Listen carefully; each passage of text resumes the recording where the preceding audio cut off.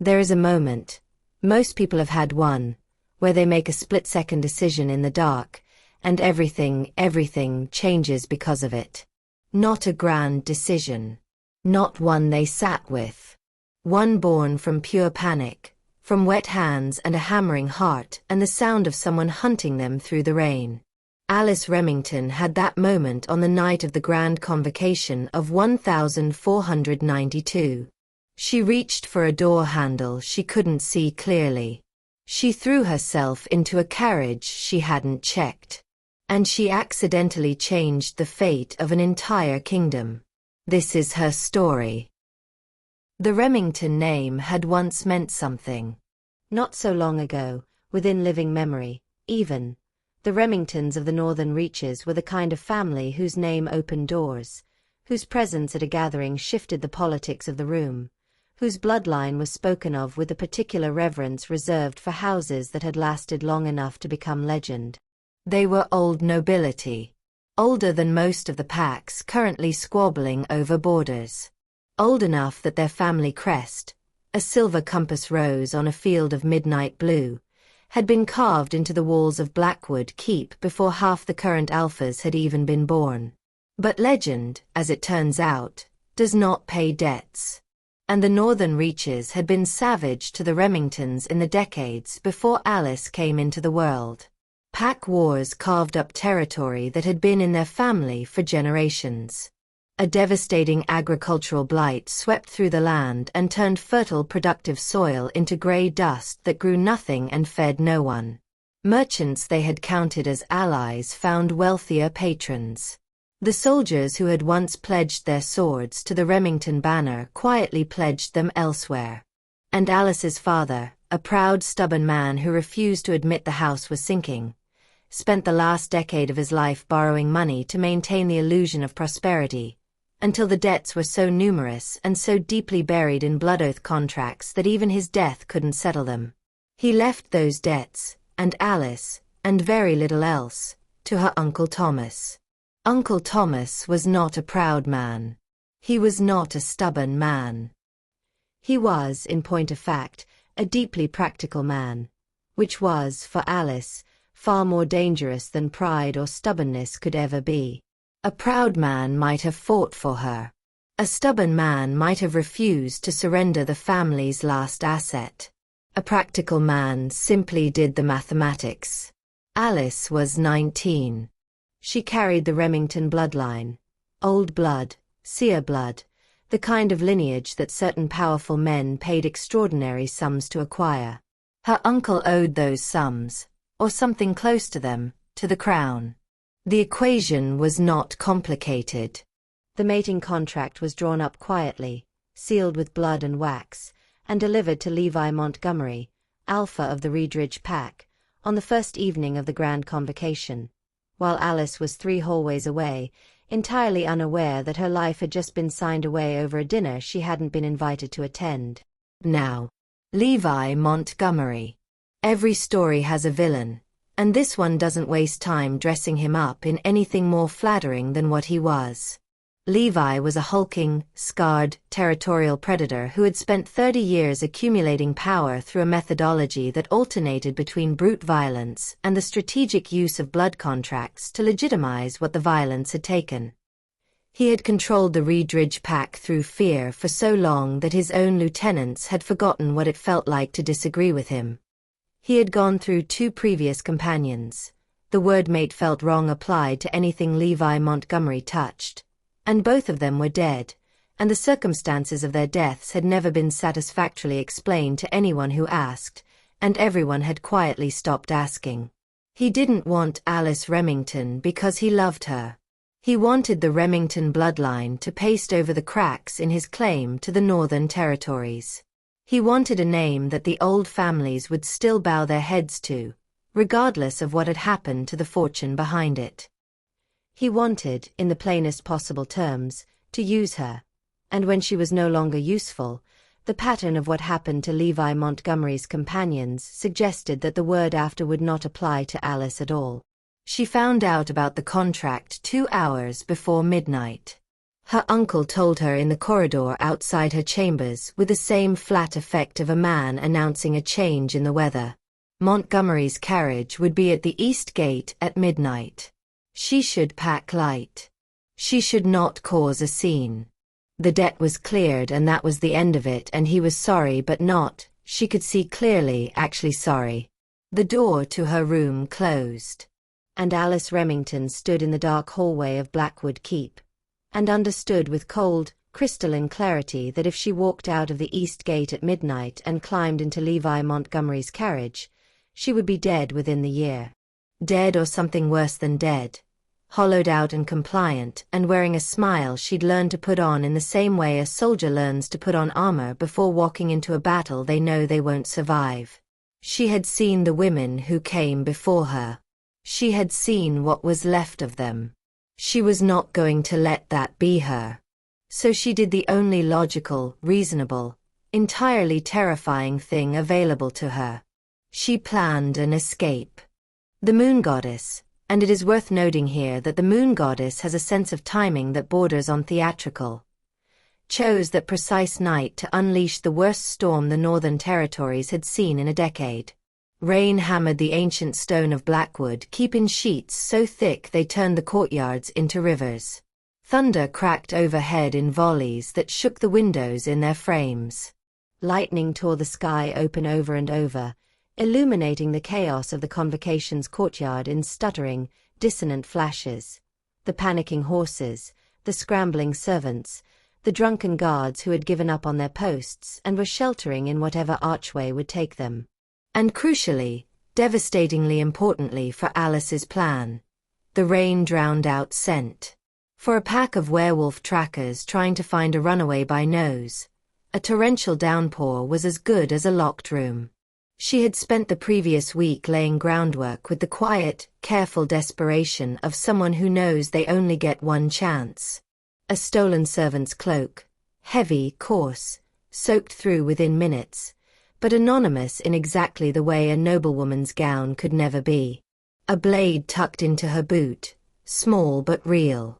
And a whispered conversation with the Pharaoh family, itinerant tinkers who had traveled the Northern Circuit for 20 years and owed Alice's late mother the kind of life debt that didn't expire. They would be parked near the Eastern Gate. They would leave it unlocked. They would ask no questions. All she had to do was reach them. She moved through the courtyard like smoke, head down, cloak pulled tight, slipping between the massive armored warhorses and the stumbling, squinting bodies of guards who could barely see their hands in front of their faces, let alone recognize a woman in a servant's cloak moving fast through the downpour. Behind her, the shouting began.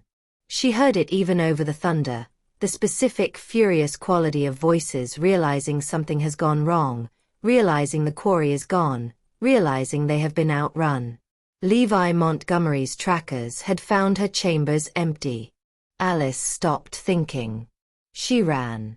Through the mud. Through the rain that hit her face like needles. Past the torches that the storm had reduced to guttering orange suggestions of light.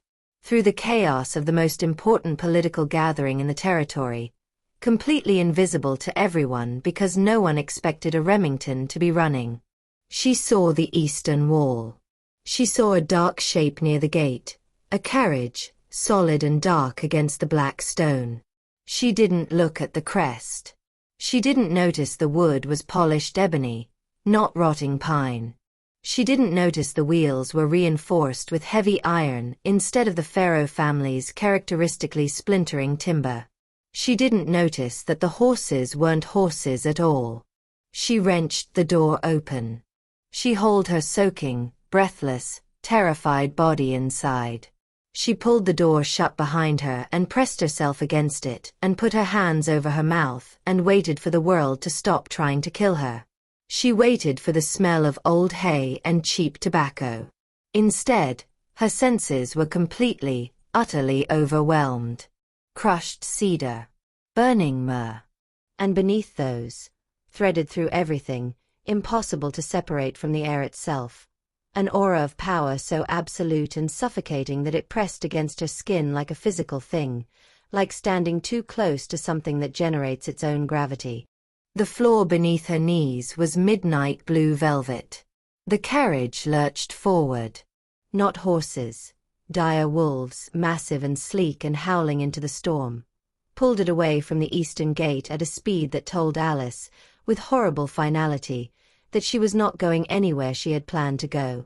And then a voice came from the darkness across from her. A voice smooth as silver and sharp as the blade she carried in her boot, carrying a single observation about the condition of the upholstery. Alice Remington had climbed into the wrong carriage. And the wrong carriage was about to become the hinge point on which the entire history of the Southern monarchy turned. The woman who materialized in the lantern light looked like winter had learned how to wear a face. Deep crimson silk that somehow remained flawless despite hours of travel. Dark hair pinned with the kind of precision that suggested it wouldn't dare come undone. The bone structure of someone carved rather than born. Sharp and symmetrical and built for a world where beauty and danger occupy the same space so completely that distinguishing between them becomes irrelevant. But it was her eyes that made Alice's soul recoil before her mind had finished processing the rest of the picture. Gold. Piercing, unnatural, predator's gold that did not belong in a human face.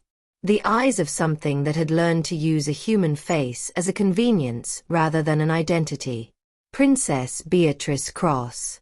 Sister to the Alpha King of the Iron Fong monarchy. Commander of the Iron Fong Royal Guard. The woman who had personally ended the Eastern Merchant Uprising before it finished organizing. Who had negotiated 3 separate territorial treaties by showing up to the negotiating table and simply being more frightening than whatever the other side had threatened. Whispered about in northern courts with a specific reverence reserved for forces of nature. Not admired, not liked, but acknowledged, the way sensible people acknowledge the ocean during a storm. The Iron Maiden, they called her. Alice dropped to her knees on the soaking wet velvet floor and begged.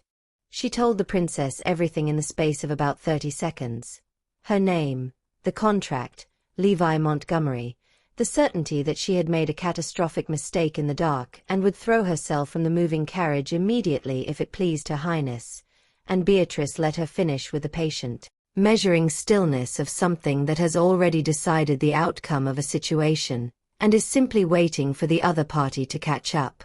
Then she told Alice to be quiet. Not a request. An alpha's compulsion, the kind that doesn't negotiate with your jaw. It simply closes it. And in the silence that followed, Beatrice Cross leaned forward and she smelled Alice. The way a predator confirms what its instincts have already told it. Deeply and deliberately, her golden eyes narrowed, her head tilting slightly to one side as she catalogued everything the scent of Alice Remington told her. What she found made her smile. And the smile, that slow, predatory widening of perfect features, was somehow more frightening than the compulsion had been. Because it was the smile of a hunter who has, against all reasonable odds, found exactly the trap she needed to catch a monster that has been evading her for months. Alice did not know this yet. She was still on the velvet floor, still calculating whether she could reach the door handle before whatever happened next happened. She was still thinking of herself as a problem to be solved, a runaway to be returned, a piece on someone else's board. Beatrice was already thinking of her as a solution. What Beatrice Cross told her in that carriage, over the course of the next hour as the dire wolves pulled them further south through the storm, rearranged Alice's understanding of the world in the way that only the truth can. Suddenly and permanently and without any particular concern for whether she was ready to receive it. The Alpha King was dying. Not from a wound. Not from an enemy's blade or a rival's poison or any of the clean, comprehensible ways that powerful men meet their ends. Alaric Cross was dying from something far older and far more absolute than any of those things. He was dying from himself. The feral curse was in the Cross bloodline, had been for generations, the price embedded in the extraordinary power that made the Iron Fong monarchy the most formidable force in the southern territories. It accelerated with age, with isolation, with the absence of the thing designed to anchor it. A true mate bond, the ancient text said, was what kept the human soul from being swallowed whole by the wolves. The bond was the gravity that held the man in place when the beast began to pull. Without it, the pulling never stopped. And eventually, there was nothing left to pull against. Alaric Cross had not slept in human form in 3 months. He stalked the lower catacombs of the Iron Fong Citadel, shifting and reshifting in an endless, agonized cycle between wolf and man that was consuming him from the inside. He had rejected every royal bride they had brought before him, not in the manner of a man with standards, but in the manner of a feral beast that sees prey where it should see a person. He had torn apart 3 separate teams of healers. The Obsidian Coven had attempted 17 different anchoring rituals, each more desperate than the last, and each had failed in ways that ranged from ineffective to catastrophic. The kingdom was holding its breath. An alpha king gone fully feral did not simply become incapacitated. A feral alpha of Alaric's age and power became a natural disaster. The energy he radiated, untethered, uncontrolled, ricocheting through every wolf in proximity, was beginning to destabilize the pack bonds of every house within 100 miles. His lieutenants were reporting unexplained aggression in their own wolves. Border patrols were becoming unreliable. There had been 3 unsanctioned territorial skirmishes in the past month alone, all of them traceable back to the psychic static emanating from the catacombs of the Citadel. The king was drowning, and he was pulling the kingdom down with him. The Obsidian Coven had delivered their final prophecy 6 weeks before the convocation. Only the dormant blood of a northern seer, they said, could anchor a soul this far gone. Only the specific frequency of that ancient lineage, rare, nearly extinct, scattered to the winds by decades of war and blight, could cut through the feral madness and reach the man buried beneath the beast. And there were no northern seers left. Except that there were. There was one.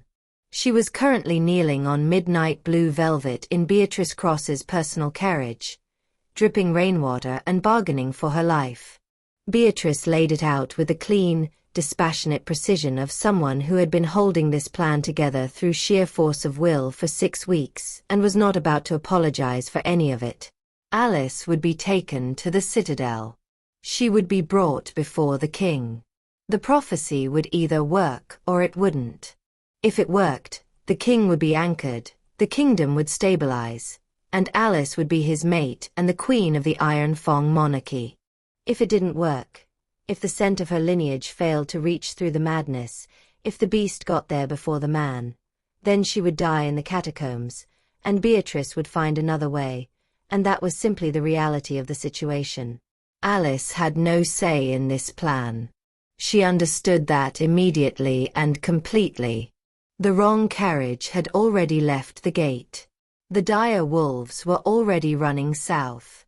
The mathematics of what was being offered to her, offered in the way a locked room offers its occupant a choice of corners, were very simple. Go to the Citadel. Face the king. Or face whatever Beatrice Cross decided to do with a northern seer she no longer had any use for. 3 days in the gilded cage of the royal carriage followed. 3 days in which Beatrice force-fed her real meals and explained at length that the king's mate needed to arrive with some structural integrity. 3 days in which Alice watched the landscape change beneath them, the lush forests of the neutral territories giving way, as they crossed the border into Iron Fong land, to something ancient and severe. Black mountains tearing skyward. Air that thinned and sharpened and carried a faint sulphurous edge beneath the pine. A sky that seemed lower here, as if the mountains had pushed it down. On the final afternoon, winding up a mountain pass toward a fortress Alice could see silhouetted against the cloud cover above them. Beatrice Cross said something that Alice would turn over in her mind for a very long time afterward. She said, "When he smells you, do not break eye contact. Do not show fear. If you show fear, the wolf will kill you before the man can wake up." She said it the way you say things that are simply true and require no softening. And then the carriage stopped. And Alice looked up at the Iron Fong citadel for the first time. It was enormous in the way that makes the word enormous feel insufficient. A fortress of obsidian stone so vast it seemed to have been grown rather than built. A natural extension of the black mountain it occupied, as if the mountain had simply decided one day to become impregnable and had done so without consulting anyone. Its towers disappeared into low cloud. Its walls absorbed the gray afternoon light and gave nothing back. The guards at the gate were heavily armored and stood with a rigid, calibrated posture of people who had learned to be very, very careful about showing weakness in close proximity to what lived in the lower levels. They looked at Alice when she stepped out of the carriage. Not with hostility. Not with curiosity. With pity. The specific, muted pity of people who know exactly where someone is being taken and have made their peace with the fact that there is nothing they can do about it. In that moment, Alice Remington understood precisely what she was. She was a sacrifice. The question, the only question that mattered now, was whether the altar would kill her or crown her. The interior of the Iron Fong citadel was designed to remind visitors, at every turn, of exactly where they were and exactly how much smaller they were than the power that occupied this place. The vaulted ceilings disappeared into shadow so high above that torchlight couldn't reach them.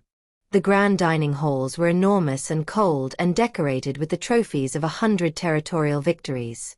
Weapons, banners, the carved heraldry of houses that had challenged the Iron Fong and no longer existed.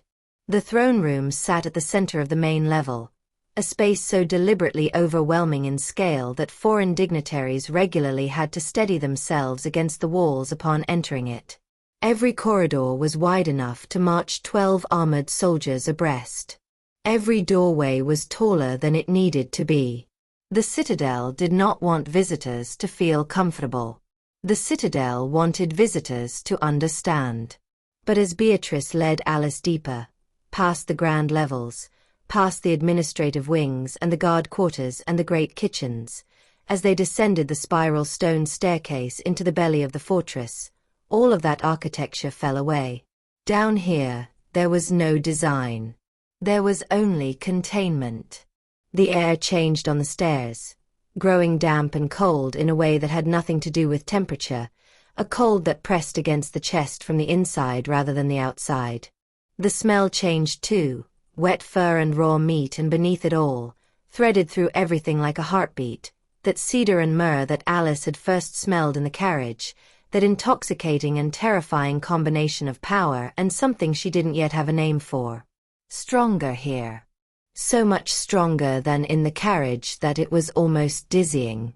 The stone walls at the bottom of the staircase bore gouges in them. Deep ones. Made by something enormous and very, very strong. 2 massive iron doors barred the passage. The guards flanking them had the look of men who had not slept properly in weeks, not from overwork but from proximity to something that made their wolves restless in ways they couldn't explain or control. They had the careful, watchful stillness of prey animals that know a predator is very close and have decided that absolute stillness is the only available strategy. They expressed, with the measured desperation of soldiers choosing their words very carefully, that the king had been particularly agitated that day, that he had torn apart the steel training equipment they'd lowered into the room to give him something to focus on, that he was, as one of them put it, inconsolable. Beatrice Cross told them to open the doors. They opened the doors. Alice was escorted inside. And then the doors swung shut behind her with a sound like every exit she had ever known closing simultaneously, and the lock slid into place, and she was alone. The room was enormous and cavernous and torchlit, and the floor looked like the aftermath of something that didn't recognize the concept of restraint. Stone that should have been smooth was torn and gouged, literally destroyed by claws of extraordinary size. The scratch marks running in frantic circles and sudden straight lines and deep, repetitive grooves in the walls where something had raked them over and over. The torches that lined the walls had been bent at strange angles, their iron brackets twisted. And in the center of the room, chained to the floor by thick silver chains that had been enchanted by the obsidian coven themselves, chains that should have been capable of holding anything, chains that cost more than some small principalities, was a wolf. It was the size of a warhorse. Its fur was black, not the black of shadow or deep color, but black in the way that an absence of light is black, absolute and consuming. And it was not simply a wolf. It was shifting, writhing, trapped in the agonized space between human and animal, muscles cracking and reshaping in a continuous, grinding display of pain that should have been impossible to watch and was somehow impossible to look away from. And then the shifting stopped. The chains were taut. The wolf was gone. A man knelt on the stone floor, his back to Alice, completely still, his chest heaving with the effort of having been both a monster and a person in the space of the last several minutes. He was bare above the waist, and even from behind, from across a cavernous room, Alice could see the map of damage written across his skin. Scars layered on scars, the record of a lifetime of violence survived through what appeared to be sheer, absolute refusal to stop surviving. She didn't breathe. She didn't move. She was very aware that she was in a locked room with something that Beatrice Cross had described as a feral alpha who sees prey where he should see a person, and the instruction she had been given, the only instruction that mattered, was to not show fear and to not look away. She was not afraid. She was terrified, which is fear's older and more serious cousin, the version that lives below thought rather than within it. But she stood still and kept her eyes open and breathed as quietly as she could and waited. The man's head lifted. She watched his shoulders seize, watched the tension hit him like a physical impact, watched him go absolutely motionless in the way that predators go motionless when something has reached them through the noise, when the signal has cut through everything else and landed. He inhaled. A deep, rattling, full-body breath that seemed to pull something from the air itself, that seemed to reach across the room and take her in from a distance, cataloging and processing and recognizing all at once. And then he turned around. Alaric Cross was, even in the state he was in, or perhaps because of the state he was in, with all the courtly polish stripped away and nothing left but the absolute bedrock of what he was, the most physically overwhelming human being Alice had ever been in the same room with. A face built for war. Sharp jaw, high bones, a mouth that had apparently forgotten how to do anything other than hold itself in a hard, determined line. The kind of build that comes from decades of actual combat rather than the performance of it. But his eyes had no color left in them. The sclera, the iris, every part of them, consumed entirely by pitch black. Not dark brown. Not shadowed. Black in the way that the space between stars is black, absolute and total, and wrong in the specific way that wrongness registers before logic can name it. Those eyes found Alice. And a sound built in his chest, low and resonant and bone deep, a growl that didn't just occupy the air between them but seemed to reorganize it, seemed to communicate something that bypassed hearing entirely and landed directly in the primitive part of the brain that knows, before anything else, when it is in the presence of a predator. He lunged. The chains caught him with a crack that seemed to shake the walls. The force of the lunge, arrested mid-air, the full weight and velocity of an alpha werewolf pulling against enchanted silver, sent a shockwave through the room that knocked Alice off her feet. She hit the cold stone floor hard and lay there and looked up at something straining toward her with every molecule of its being, snarling with a sound that rewrote the definition of the word, its black eyes fixed on her with an intensity that had no human component left in it at all. She should have run to the door. She should have screamed for the guards. She should have done any of a dozen reasonable things. Instead, she lay on the cold floor of the catacombs of the Iron Fong Citadel and looked up at the feral king, and the mate bond hit her. It didn't announce itself the way the old stories described. There was no gentle recognition, no golden warmth, No soft hum of two souls finding each other across a room. It struck like a battering ram, a violent, burning, full-body collision that started in the center of her chest and radiated outward in every direction simultaneously, sinking hooks into parts of her she hadn't known existed and pulling. Not gently. With absolute, irreversible certainty. As if something had been missing from her entire life and had simply, without warning, come home. Alaric Cross froze. The snarl died. Not faded. Died. One moment it was there, and then it simply wasn't, like a fire that has run out of everything to burn. He dropped to his knees, clutching his head with both hands, and a sound came out of him that was not a wolf's sound at all. Raw and ragged and devastatingly human, a scream of something that had been buried alive for 3 months finally being reached. And then Alice watched the most extraordinary thing she had ever seen. The black, that absolute consuming void that had swallowed the color from his eyes, began to shatter. Like glass. Like a window breaking from the inside, fracturing in spreading spiderweb cracks that let the color back through. Gray bleeding into the breaks, then flooding them, then filling everything. Storm cloud gray. Clear and present and devastatingly, completely human. He looked at her. Not at prey. Not at a threat. At her. And the monster was gone, and there was only a man, exhausted and scarred and shaking from 3 months of internal war, looking at Alice Remington with an expression she didn't have a word for yet. Shock. Recognition. The particular, helpless, absolute certainty of someone who has found the thing they didn't know they were looking for. He said one word. The word that was older than any law, older than any treaty, older than the Sterling Accords or the Grand Convocation or the Grand Convocation's treaty or the entire political architecture of the realm. The word that the moon goddess had been arranging, with considerable theatrical flair, for a very long time. He said, "Mate."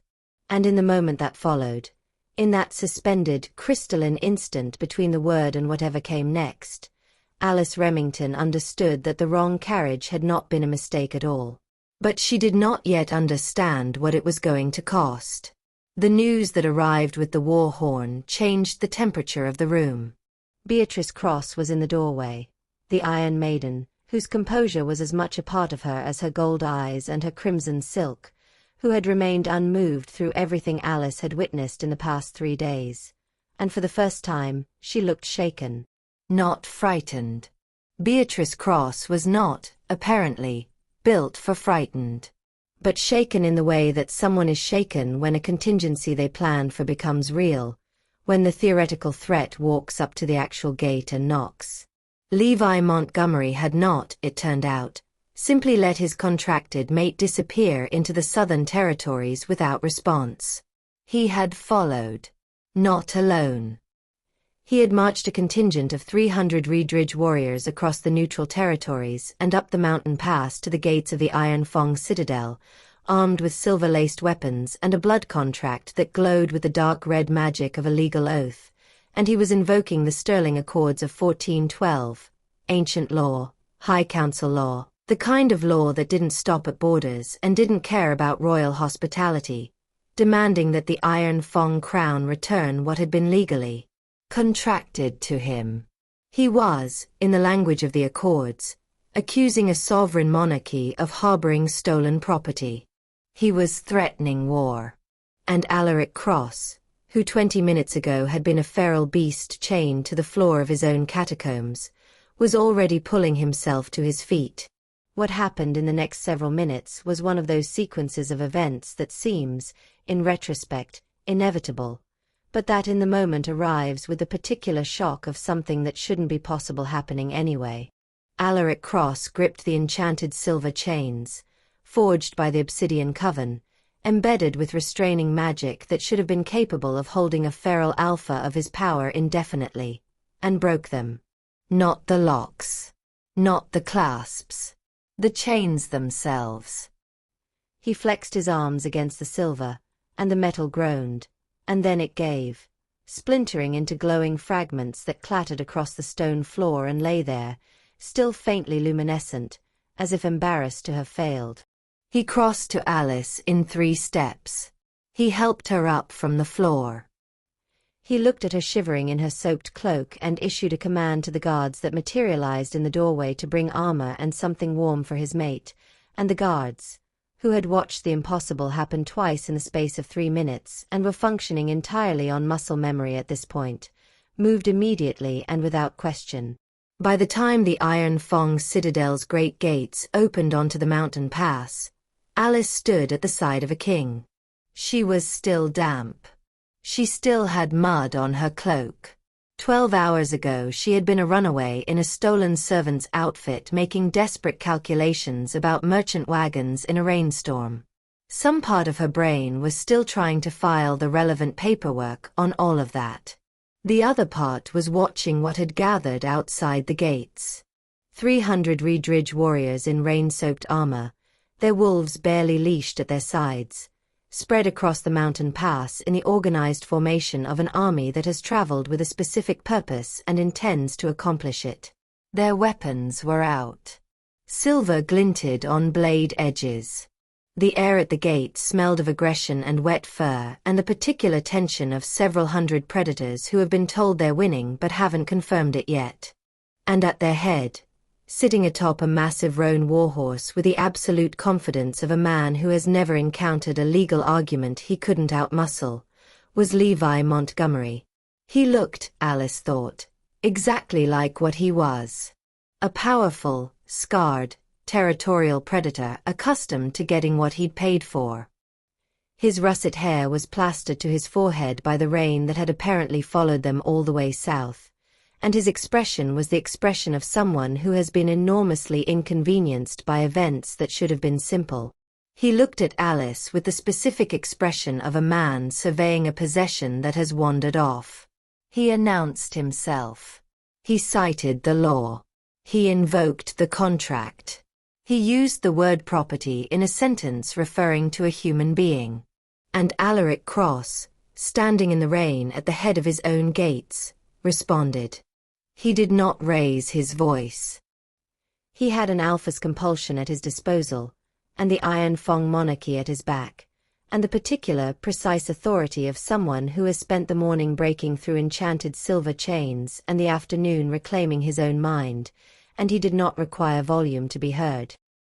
He addressed Levi Montgomery with the measured, deliberate calm of a man who has already decided the outcome of the conversation and is simply giving the other party the courtesy of the words before that outcome is enacted. He said that the Sterling Accords applied to political treaties and merchant disputes. He said they did not apply to the soul. He said that Alice Remington was his recognized, fated mate, and that by the decree of the Moon Goddess, the oldest authority in the realm, any prior contract was ash. A murmur ran through the Reed Ridge warriors. Even they knew. Even soldiers who had signed their swords to a man like Levi Montgomery knew that the mate bond was older than any law that any high magistrate had ever put on parchment. The mate bond was not a document. It could not be outmaneuvered. It could not be overturned. Levi Montgomery's response, the response of a man whose legal ground had just dissolved beneath him and who had, apparently, anticipated this, was to invoke the right of blood challenge. A duel. Champion against champion. If Levi won, he took Alice. He also named, in passing, half the Iron Fong's eastern borders as additional stakes, which said more about his ambition than his wisdom, but ambition and wisdom have never been obligated to coexist. He expected Alaric to name a champion. He was miscalculating. Alaric Cross unclasped his iron breastplate. He let it fall to the cobblestones. He said that he accepted no champion. He would do this himself. SFX. The sound of the crowd reorganizing. The specific, held-breath tension of a fighting ring forming in the rain. What followed was a study in the difference between strength and power. Levi Montgomery was strong. 3 decades of territorial violence had produced a wolf of formidable physical capability, and he shifted mid-air with the practiced ease of someone who has spent years leaning on the advantage of his wolf form in combat. He landed heavy and fast and aimed for the throat, the classic, reliable, overwhelmingly effective strategy of a predator who knows what the throat contains. Alaric Cross was something else. He fought the massive russet wolf in human form. No shift. No fangs. No claws. Just a man who had survived everything the Eastern Wars had thrown at him and had emerged from 3 months of feral madness this morning and had, apparently, decided that none of that was sufficient justification for losing. He moved like violence understood mathematics. He met Levi's lunge not with evasion but with interception, caught the wolf by muscle and momentum, redirected the force that should have killed him, and drove Levi into the cobblestones with an impact that shook the ground. He was injured. Levi's claws found his thigh, raked deep, and the blood came fast, and he grunted with the impact and stumbled and gave Levi the moment he needed to scramble upright and circle, looking smug. The Reedridge Alpha thought he was watching a man bleed out slowly in the rain. He was watching something else entirely. And then Alice's vision split. It arrived without warning. A heat at the base of her skull and a doubling of her sight, reality and something else overlapping like 2 sheets of glass laid over each other. The dormant blood of the Northern Seers, the thing Beatrice had called it, the thing that hadn't manifested in the Remington line in 2 generations, chose that specific, critical, irreplaceable moment to wake up. She saw the courtyard as it was. She also saw what it was going to be in 3 seconds. She saw Alaric plant his feet. She saw him prepare to end the fight with a lunge forward. The killing blow, well-timed, well-aimed, the move that should have finished it. She also saw the shadow in the eastern watchtower that no one else was looking at.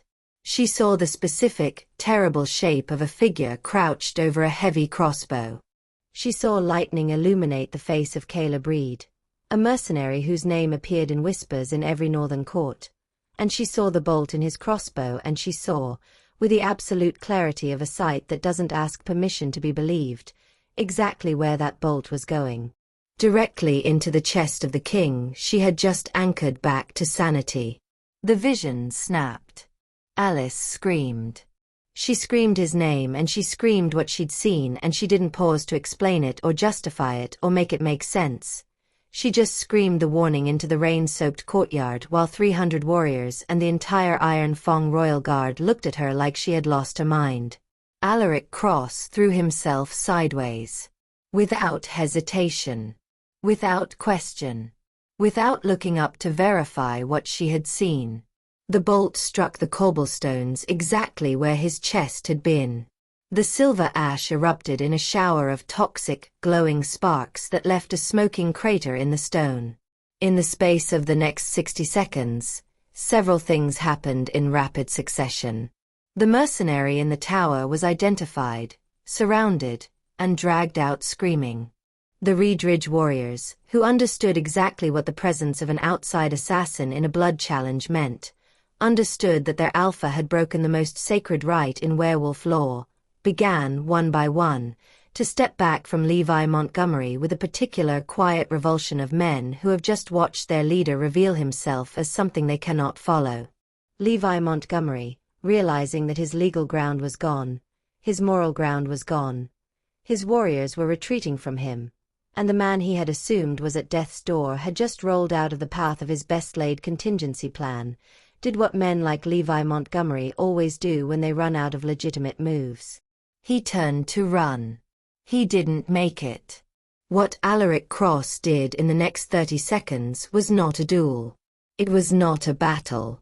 It was an execution performed by someone who had been handed a very specific and very final authority to carry it out, and who carried it out with the terrible efficiency of someone who has had to do something like this before and knows exactly how it ends. Levi Montgomery, alpha of the Reedridge Pack, holder of blood contracts and stolen territories and 3 decades of carefully accumulated brutality, was dead on the cobblestones of the Iron Fong citadel before the echo of his last sound had finished crossing the mountains. The courtyard went silent. 300 warriors looked at the body of their alpha. And then, one by one, like a tide going out, they knelt. There is a particular quality to the silence that follows something irrevocable. Not empty silence. Not peaceful silence. Silence that is full, packed tight with the weight of what has just changed and will not be changing back.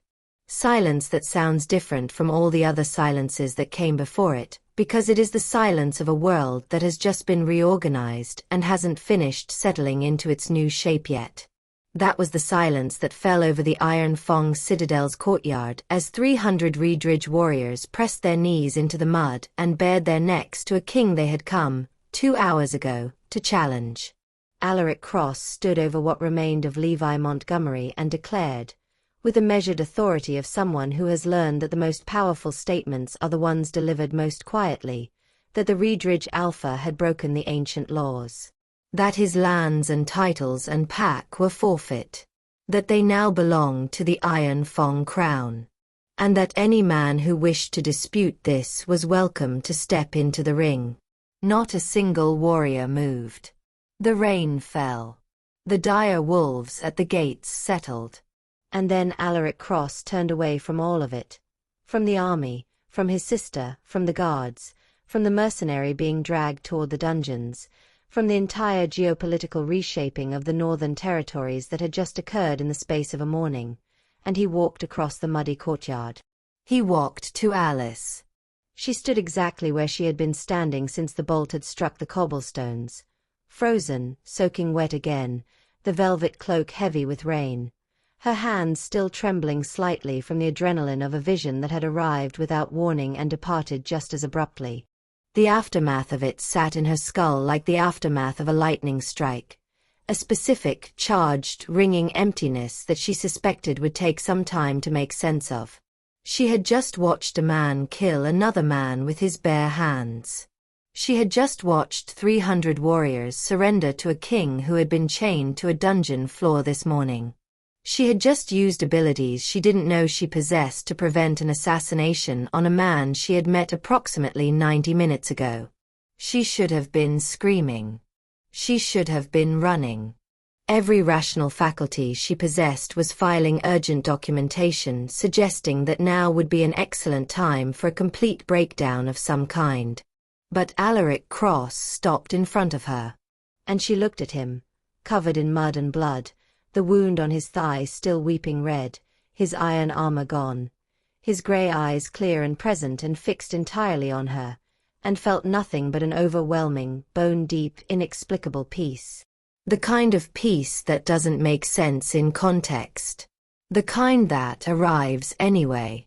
He sank to one knee in the mud. The Alpha King. The Butcher of the East. The man who had just ended a territorial challenge in the time it takes a storm to pass. He knelt in the mud of his own courtyard, in front of every soldier present, and took Alice Remington's trembling rain-soaked hands in both of his. He pressed his forehead to her knuckles. And he spoke, quietly, just for her, in the voice of a man who has spent 3 months unable to form words and is still learning that the ability has returned, about what she had done for him. He spoke about the dark that had swallowed him and the light that had cut through it. About the blade she had seen in the shadows. About the bond that had reached through his madness before he even understood what it was. He told her he had been told he needed a seer to anchor his soul. He told her he had not known he was also gaining a protector. He looked up at her. His gray eyes, storm cloud and clear and devastatingly human, fixed on Alice Remington, soaking wet in a borrowed cloak in the middle of a foreign courtyard, standing over the kneeling king of the most powerful monarchy in the Southern Territories, with a devotion so absolute and so entirely unguarded that it would have been frightening if it had been directed at her by anyone else. His kingdom, he told her, was hers. His life was hers. She was not a runaway anymore. He called her the Queen of the Southern Monarchy, and the words landed in Alice's chest with a particular, irreversible weight of things that are true. He told her he would burn the world to ash before he let anyone touch her again. Alice looked down at the man kneeling at her feet. She looked out at the hundreds of warriors bowing in the rain. She thought about the uncle who had sold her like a debt to be cleared.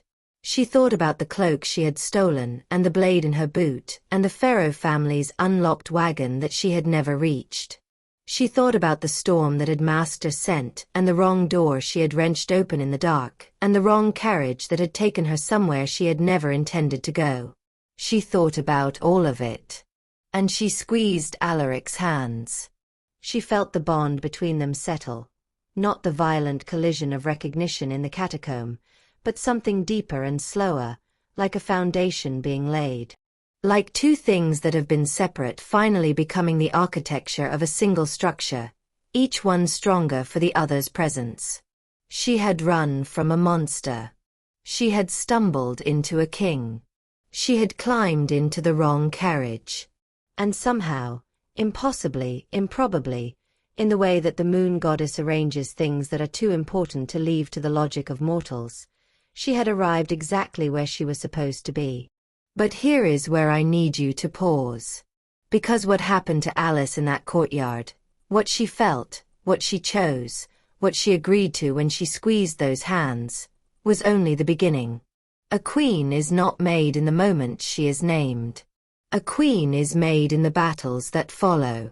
And Alice Remington, Seer's blood awakened, bond newly forged, standing in a foreign citadel surrounded by warriors who bowed to her but did not yet know her, had battles ahead that would make the courtyard at Blackwood Keep look like a prologue. The Obsidian Coven, who had prophesied her arrival, had not told Beatrice everything they saw. There are things the Coven never says aloud. Not because they don't know. Because some truths are more dangerous in the light than in the dark. And what the Coven knew about Alice Remington's bloodline, the real truth beneath the dormant seer gifts, the thing that made the northern seers so feared that an entire generation of them had been systematically eliminated in the decades before Alice was born, was something that no one in the Iron Fong Citadel was prepared for. Not Beatrice. Not Alaric. Not Alice herself. The gift that saved the king's life was not the most significant thing sleeping in Alice's blood. It was simply the first thing to wake up. What comes next would shake the monarchy to its foundations. It would rewrite everything Alice thought she knew about her family, about the war that destroyed the Remington name, and about why, really, truly why, the moon goddess had arranged such an elaborate chain of impossible events to put her in that specific carriage on that specific night. The wrong carriage. The right destiny. But destiny, as it turns out, is not a destination. It is a door. And Alice had only just opened it. And that is where we leave Alice Remington tonight. Standing in a foreign rain, holding the hands of a king, wearing a crown she didn't ask for, and carrying a secret in her blood that she doesn't know exists yet. I have to be honest with you. What's coming in part 2? I had to stop myself from putting it all in tonight. Because what the Obsidian Coven has been hiding, what the real reason is that the Northern Seers were wiped out, what Alice's bloodline is truly capable of when it fully wakes up, it's too much for one night. It deserves its own telling. And I want to tell it right. So here is what I need from you. Subscribe to this channel right now, and turn on the bell notification, because part 2 drops very soon, and if you are not subscribed, you will miss the moment we find out what is really sleeping inside Alice Remington's blood. You will miss the moment the Obsidian Coven's full prophecy is revealed. You will miss the moment everything changes again. And here's what I want you to do in the comments. Tell me what you think is coming. Tell me your theory about what the Coven has been hiding. Tell me whether you think Alice is ready for what she doesn't know yet. And, I genuinely love this. Tell me where in the world you are watching from. Drop your country, your city, wherever you are right now. I read every single comment. everyone. And I want to know where this story is traveling. From what corner of the world did you find the wrong carriage? Tell me below. I'll see you in part 2.